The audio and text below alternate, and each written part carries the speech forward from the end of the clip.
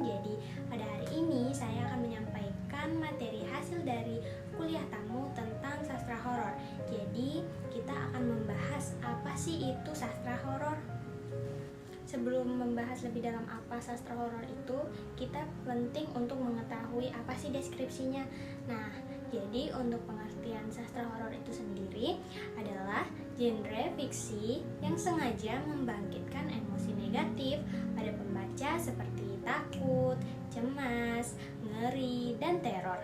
Kemudian, adapun tujuan utama dari sastra horor ini yaitu menciptakan suasana yang mencekam dan menakutkan serta membuka memori atau pengalaman yang mengganggu secara emosional. Selanjutnya masuk ke poin-poin sentral dalam sastra horor. Jadi poin-poin ini merupakan kunci elemen yang membuat cerita bisa menjadi horor. Yang pertama itu ada supernatural atau realistis adanya ancaman. Nah, cerita bisa melibatkan hal-hal gaib, misalnya hantu, iblis, jin, atau juga bisa ancaman yang nyata seperti pembunuhan dan penyakit. Selanjutnya yang kedua adalah ketegangan dan misteri. Jadi selalu ada elemen yang membuat pembaca penasaran dan tegang, kayak misal apa yang akan terjadi nanti. Kemudian yang ketiga ada latar yang suram dan terpencil. Jadi setting cerita seringkali berupa tempat yang gelap, tua, atau terisolasi yang bisa menambah suasana mencekam. Kemudian yang keempat ada eksplorasi ketakutan manusia.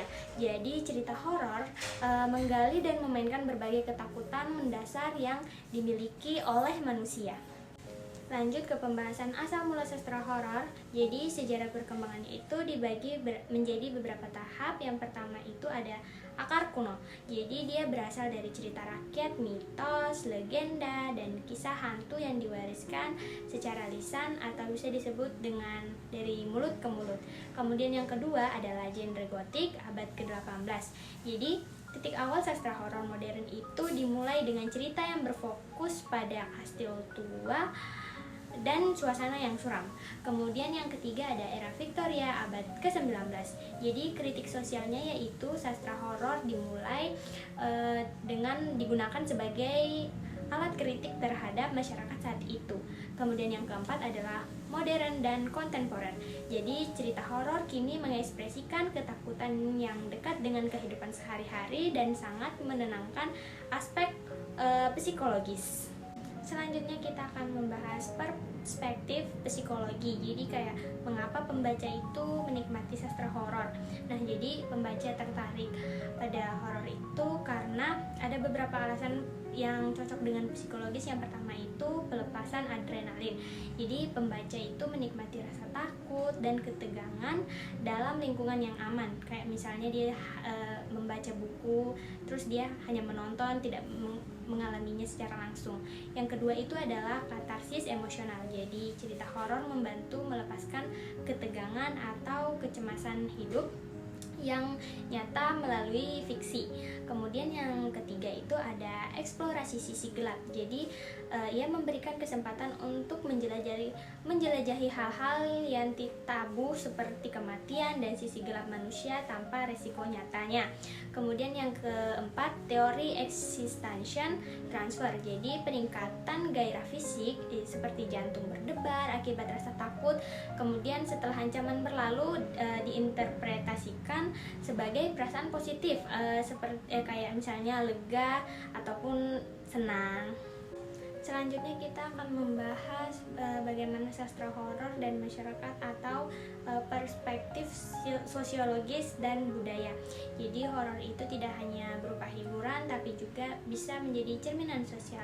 Yang pertama itu refleksi ketakutan kolektif. Jadi horor mencerminkan ketakutan masyarakat yang sedang terjadi pada masanya, seperti pada pandemi, kemudian perang atau ketidaksetaraan sosial. Kemudian yang kedua itu kritik sosial digunakan untuk mengkritik institusi, moralitas atau norma-norma yang menindas. Kemudian ketiga itu horor lokal.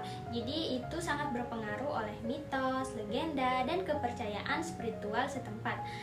Di Indonesia itu ada contohnya seperti ceritanya Leak, Kuntilanak, Pocong, dan Kuyang. Jadi selanjutnya kita akan membahas perspektif tema dan subgenre. Jadi jenis-jenis sastra horor atau subgenrenya itu bisa dibagi beberapa bagian berdasarkan temanya. Yang pertama itu ada gotik. Jadi dia itu fokus pada suasana, arsitektur tua dan romansa gelap.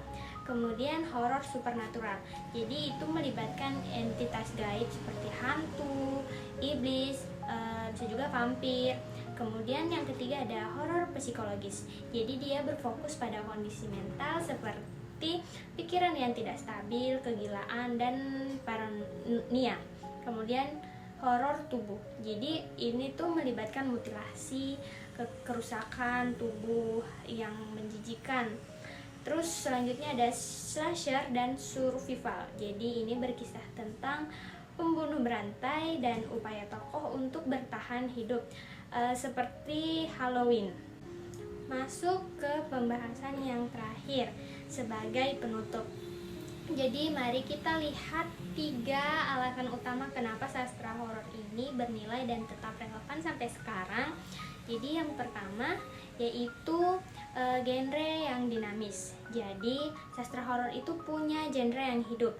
Dia tidak pernah mendek tapi terus beradaptasi seiring perubahan zaman dan munculnya ketakutan-ketakutan baru dalam masyarakat. Genre ini selalu bisa menemukan topik seram yang dekat dengan kita.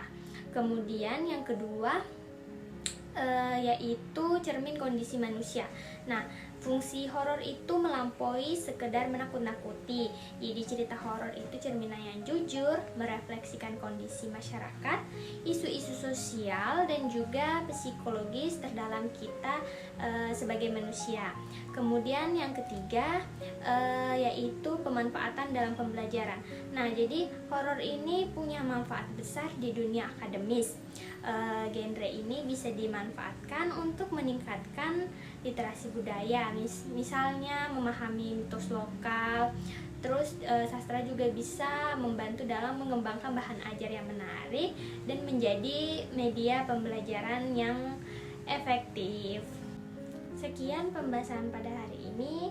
Saya Nirmala Sahiruddin. Apabila ada kesalahan dalam berucap, mohon maaf. Saya akhiri. Wassalamualaikum warahmatullahi wabarakatuh.